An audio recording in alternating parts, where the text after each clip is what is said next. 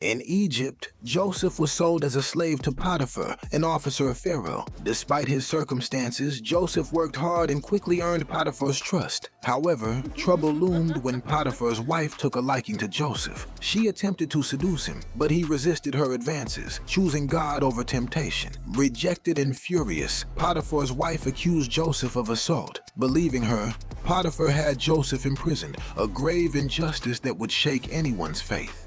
In prison, Joseph remained hopeful and continued to serve God faithfully. One night, Pharaoh's cupbearer, who was also in prison, had a dream that bothered him. The next day, Joseph asked the cupbearer why he looked sad. I had a dream. In my dream, I saw a vine with 3 branches. As soon as it blossomed, its clusters ripened into grapes.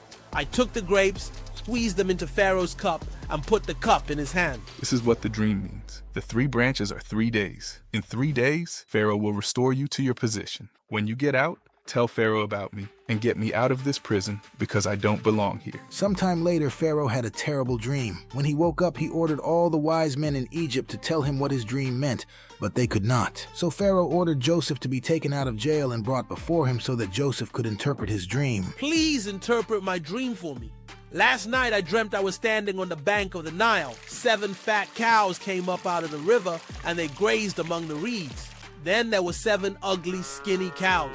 The ugly cows ate up the fat cows, but even after they ate them, they looked just as ugly and skinny as before. I cannot interpret your dream, but God can. This is what your dream means. The 7 fat cows represent 7 years of abundance in Egypt. The 7 ugly cows represent 7 years of famine. The abundance in Egypt will be forgotten because the famine will be severe.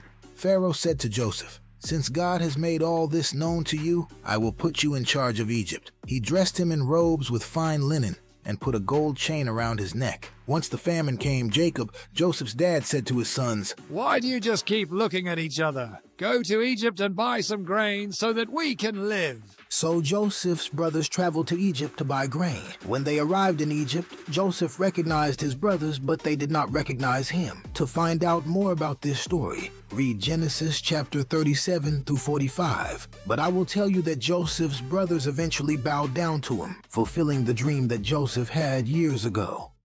After hearing the sermon, Joseph's parents were struck with the painful truth. They had been guilty of favoring Joseph over his brothers, Tyler and Marcus. They also realized that Marcus and Tyler's actions to hurt Joseph were driven by jealousy. Filled with remorse, they hurried home, determined to have an honest conversation with their sons, acknowledge their mistakes, and begin mending their broken family. If you enjoyed this video, please give it a like. It really helps support our channel. Thanks for watching, and we'll see you in the next adventure.